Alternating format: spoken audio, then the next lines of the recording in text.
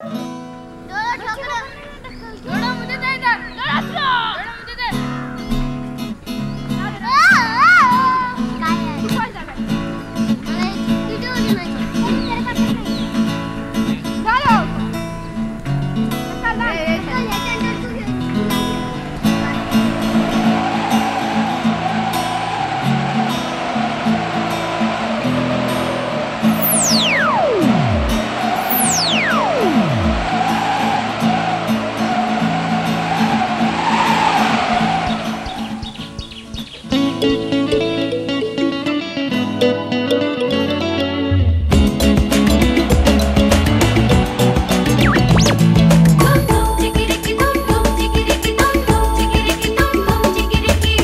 सुना सुना सुना सुना सुना ये गो कहानी। सुना सुना सुना सुना सुना सुना ये गो कहानी। एक रहन राजा अकबर, एक बीरबल ज्ञानी।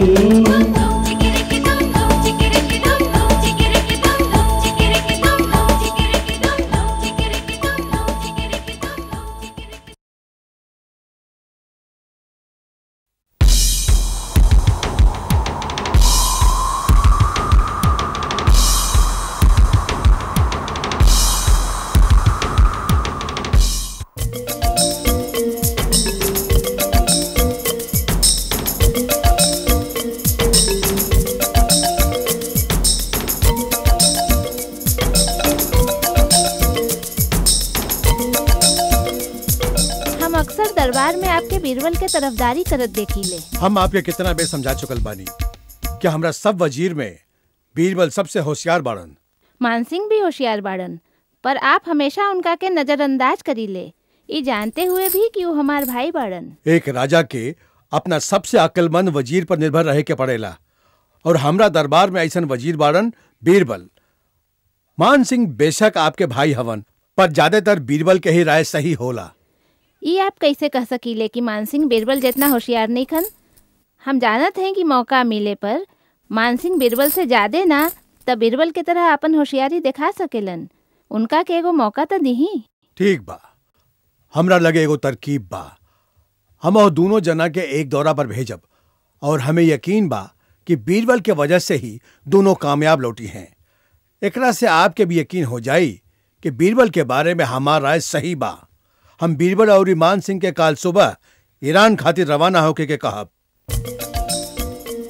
ईरान पर का है? उनका वापस लौटे पर हम आपके बताई।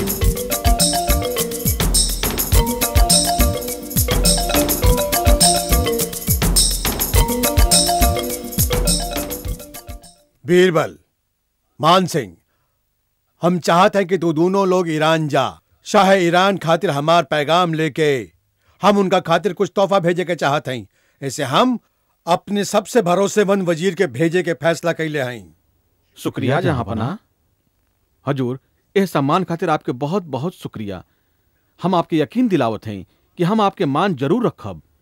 हमने के कब निकले के हुई हुजूर? हम चाहते हैं कि तू लोग आज ही रवाना हो जा। शाह ईरान के साथ कुछ दिन बिता के उनका जवाब लेके लौटा। जैसन और मर्जी जहांपनाह।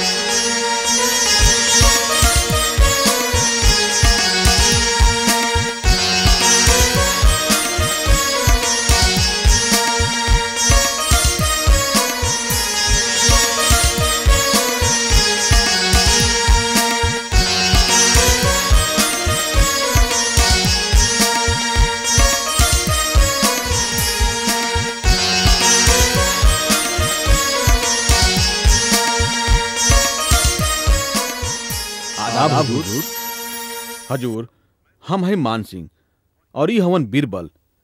हमनी के बादशाह अकबर के राजदूत हैं जा। हमार खुशकिस्मती बा कि आज हमारा दरबार में हमारा अजीज दोस्त बादशाह सलामत अकबर के वजीर हाजिर बाड़न।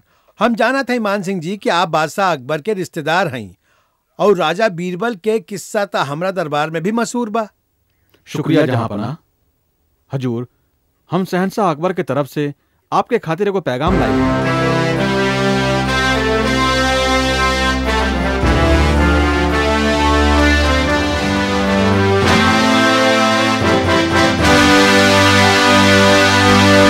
हमके शहंशाह के पैगाम पर यकीन नहीं खे। वो चाहतारन कि हम इन दोनों के फांसी पर लटका दी। हुजूर, बादशाह सलामत खुद आपके खातिर ही पैगाम भेजले बाड़न। इससे हमके लागता कि आपके उनका दरखास्त मान लेवे के चाहिए। पर हम इनकर गुनाह भी तो नहीं की जानत और इनका के सजा देवे के खातिर इहवा काहे भेजल गइल? हुजूर, हमके यकीन बा कि कोनो वजह जरूर होई। यही से जहांपना उनका के अपना देश में सजा ना दिला। शायद उनका बगावत के डर हुई, काहे कि दोनों अपना मुल्क में बहुत मशहूर बाड़न। हमरा ख्याल से आप सही फरमावत आनी। हमरा पास और कोनो रास्ता भी तो नहीं है। हमके शहंशाह के दरखास्त माने ही के पड़ी। सिपाही, ये दोनों के बंदी बना लिहल जाए। काल सवेरे इनका के फांसी दिहल जाई। फांसी? अच्छा, फांसी? हमरा फांसी पे काहे लटकाल जाए हुजूर? हमर गुनाह का बा? हमके यकीन बा कि आप अपन गुनाह से वाकिफ बन और ये हमार ना बल्कि आपके शहंशाह के फैसला बा। हमके यकीन बा कि आपके कोनो गलतफहमी भइल बा हुजूर। बादशाह ऐसे नहीं कर सकत। अफसोस, हमके कोनो गलतफहमी नहीं के भइल। आप शहंशाह के जे पैगाम हमरा लगे ले आइल बानी ओकरा में साफ साफ आप दोनों खातिर सजा लिखल बा। सिपाही, ले जा इनका के। हुजूर, हमार बात सुनी हुजूर। हमके यकीन बा कि कोनो गलतफहमी भइल बा। हमार जान बख्शी हुजूर। हुजूर।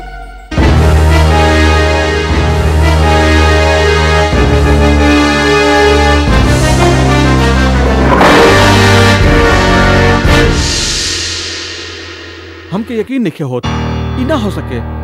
हम मरल नहीं चाहत। हमार गुनाह का बा।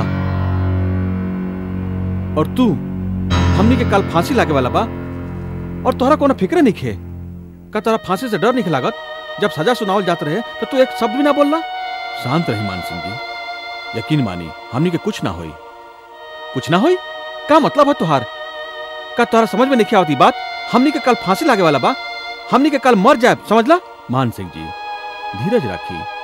हम रवा की यकीन दिलावत हैं हमनी के यह मुसीबत से जरूर निकलब और वो भी जिंदा। हम सिर्फ ई जानल चाहते हैं कि बादशाह सलामत ऐसा कैलन का है। तुम्हार दिमाग खराब बा? बादशाह ऐसा कैलन का है तो के ए बात के चिंता बा, जबकि हमनी के ए मुसीबत से निकले खातिर कोनो रास्ता सोचे के चाहिए। हमारी यकीन करी, हमनी काल सवेरे तक जरूर आजाद हो जाए। पर हम जैसन कहते हैं वैसा रुआ करें। सुनी,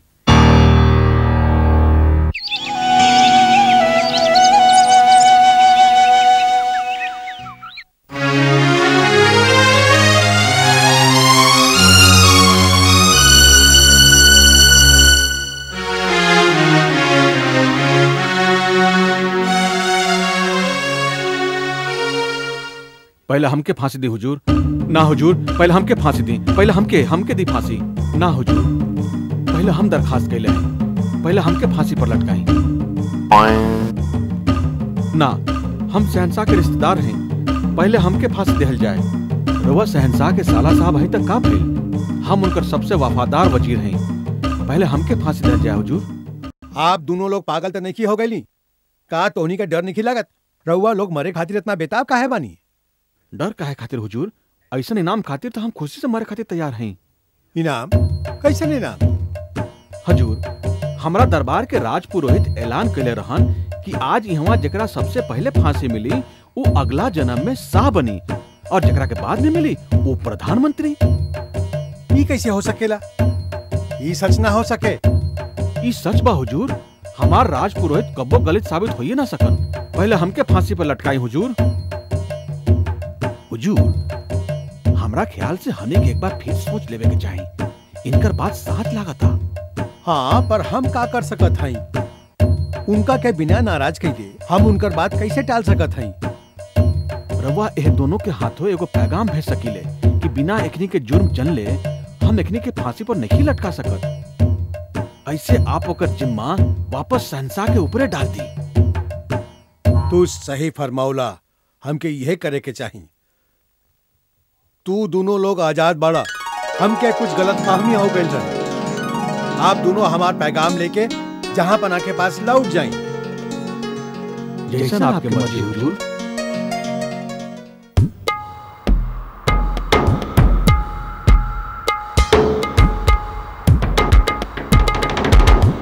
आदाब जहां पना। तोहनी के स्वागत बा। कैसन रहल तोहनी के यात्रा? अच्छा रहा हुजूर, शुक्रिया। अच्छा बीरबल, हम अपन हार मान लेली। बतावा तू लोग वो मुसीबत के सामना कैसे कइला? जी हुजूर, हमके बताएं कि हमके वो मुसीबत में डालल काहे गई, हमने की गलती का रहे? कौनो गलती ना रहे।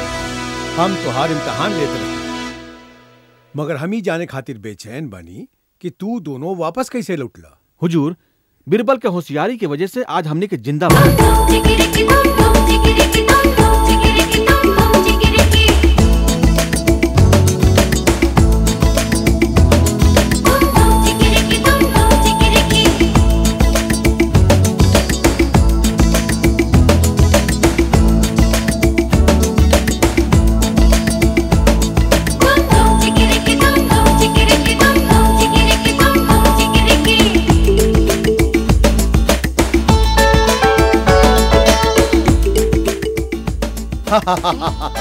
हम माफी चाहते हैं तू दोनों के ए मुसीबत में डाले खातिर। और यकीन मान, हम सिपाही के साथ एगो दोसर पैगाम भी भेजले रही। वो पैगाम शाहे ईरान के दिहल जाई तोहनी के फांसी से बचावे खातिर। बीरबल, तो फिर साबित कर देहला कि तोहरा के केहू मात ना दे सके। तू कोनो मुसीबत के होशियारी से सामना कर सकेला। शाबाश बीरबल, शाबाश। शाबाश बीरबल।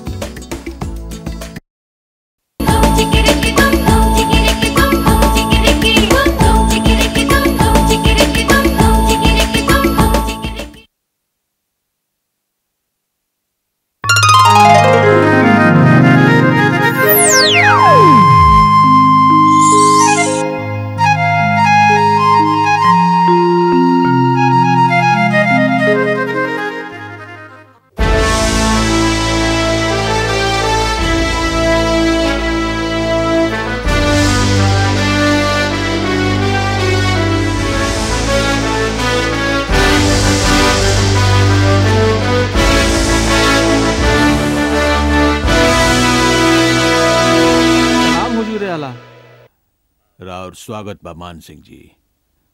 हमनी के सब जानत हैं कि रुआ कितना बहादुरी से उ खतरनाक डाकू जंगा के पकड़ ले हैं। हम रुआ के बहादुरी पर शाबाशी देत हैं। शुक्रिया जहांपना। वो डाकू कहाँ बा मान सिंह जी? ओकरा के दरबार में पेश करें। हमार जनता के महीनन तक परेशान कैला के जुर्म में हम ओकरा के कड़ा से कड़ा सजा देवे के चाहत हैं। हमरा के माफ कर दी जहांपना। शाही महल आवे खातिर जब हमने के नदी पार करत रही तो वो डाकू अचानक गायब हो गए। का मतलब गायब हो गई? कि ऐसे कैसे गायब हो सकेला? हमारी यकीन करी, हम भी हैरान हो गए रही। पता ना वो हमने से कैसे बच के निकल गई। हम ओकरा के ढूंढने की बहुत कोशिश कैली, लेकिन वो कहीं ना मिलल। दोपहर के कड़ाके के धूप में नदी पर केहू ना रहे सिवाय एक साधु के, जे नहाए खातिर नदी पर आई रहे। जंगा अचानक गायब हो गई। बस बहुत हो गई मान सिंह जी। हम और कुछ सुने के नहीं चाहा। रुआ पर हम भरोसा के ले रहे, मगर रुआ हमारा भरोसा के टूट गया नहीं। हम रुआ के देश निकाला देते हैं। हुजूर, हम रुआ के वादा करते, हम वो डाकू को जरूर ढूंढ निकालब। हमरा के एक मौका और दी। बस अब आपके और मौका नहीं दिल जा सका। यही समय हमरा राज्य से निकल जा, वरना हमरा सिपाहियन के कह के तो के धक्का मार के निकलवाओ के पड़ी।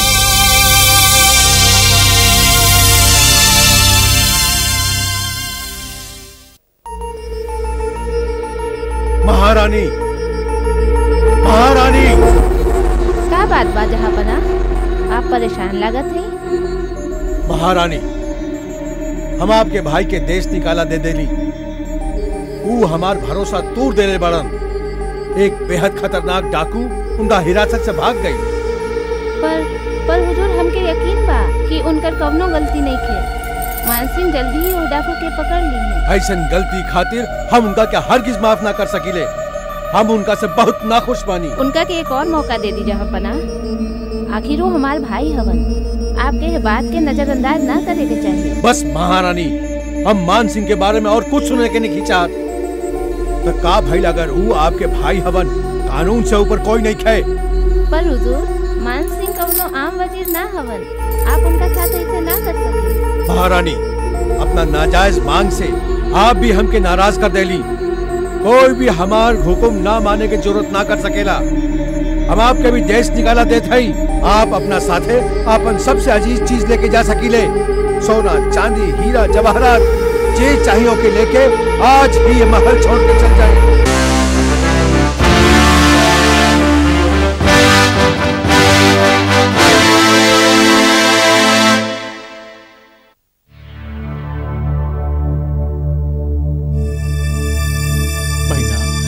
तोहरा के दुख पहुंचाला, तू रोक काहे हो? भैया, हम जहाँ पनाह से कहली आपके माफ कर दे और देश निकाला ना दे, वो और भी नाराज हो गईलन और हमके भी देश निकाला दे देलन। अब हम का करी? हम कहाँ जाएं? फिक्र मत कर बच्चा, हम जरूर कोनो रास्ता निकाल लेंगे। कौनो रास्ता नहीं थे जहाँ पनाह हमार बात तक सुनने के तैयार नहीं खन। काहे ना हमने के बीरबल से बात करी जा, वो बहुत चालाक हवन। हमरा यकीन बा वो जरूर कोनो ना कोनो रास्ता जरूर निकाली है। हाँ, ई ठीक रही, उहे हमनी के बचा सकेला।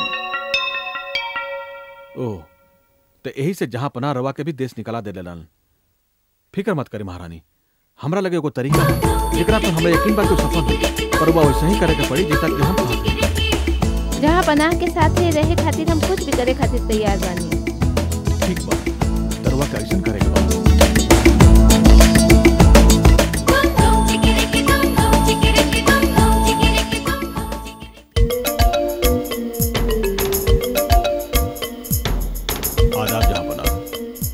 महारानी साहिबा आपसे विनती कैले हैं कि आखिरी बार आप उनका साथे खाना खाएं, वहाँ के पिता के घर जाए के पहले। उनका से कहा कि हम थोड़ा देर में हाजिर होते हैं।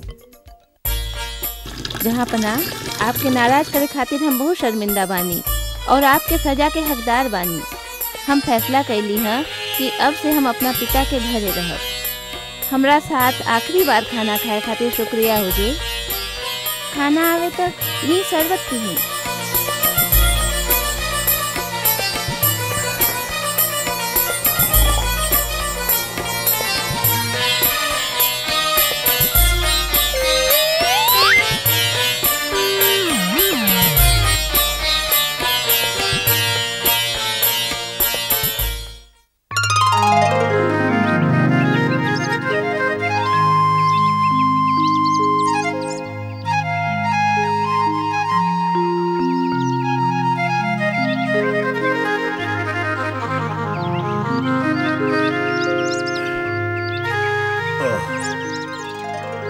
माथा में दर्द होता। महारानी, आप अभी तक गईली ना।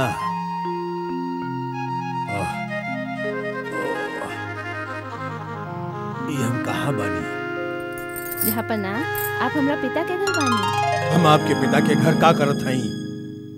महारानी, हमके यहाँ के ले आइल और हम यहाँ काहे खातिर बानी? हम बतावत हैं हुजूर, हम आपके यहाँ ले आइली। काहे? हम आपके देश निकाला दे ले रही। आपके जरूरत कैसे भाई हमारा हुक्म ना माने के? हम आपके आगे आज स्वीकार नहीं कैले जहाँ पनाह, बल्कि स्वीकारे कैले बानी। हुक्म मनली? हम आपके महल छोड़े के खातिर कहले रही, ना कि हमके साथ लावे के। जहाँ पनाह, आप हमसे कहले रही कि हम अपना साथे आपन सबसे अजीज चीज ले जा सकीले। आप हमरा खातिर दुनिया में सबसे अजीज बानी जहाँ पनाह, ऐसे हम आपके आज्ञा स्वीकारे कैली।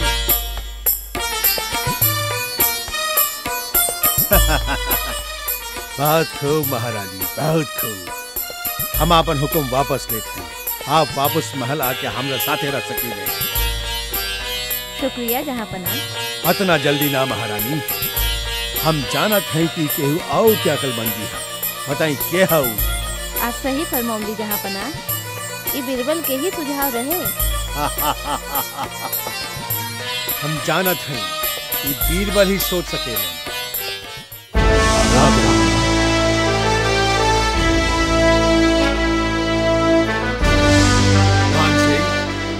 तू अभी तक ये हमें बाड़ा का हम तोहरा के देश निकाला नहीं देले और तोहरा साथे ई आदमी के हा। हुजूर, हम माफी चाहते हैं आपके हुक्म ना मनला खातिर, पर हम जंगा के आपके दरबार में पेश करे के चाहत रही। बीरबल के कारण हम यह खतरनाक डाकू के ढूंढ सकली।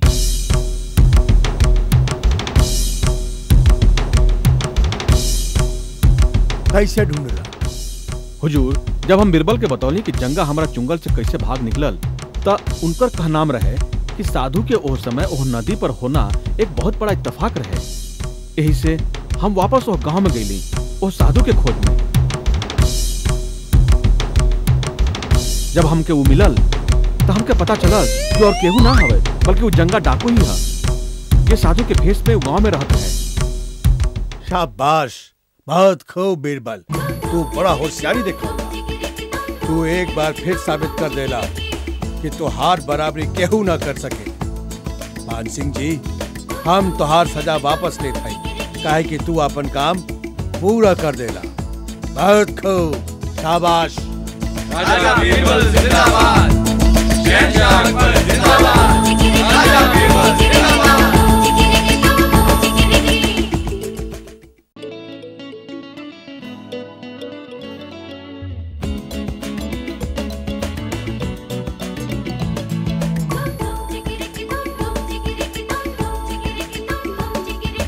सुना सुना सुना सुना सुना सुना ये गो कहानी। सुना सुना सुना सुना सुना सुना ये गो कहानी। एक रहन राजा अकबर, एक बीरबल ज्ञानी।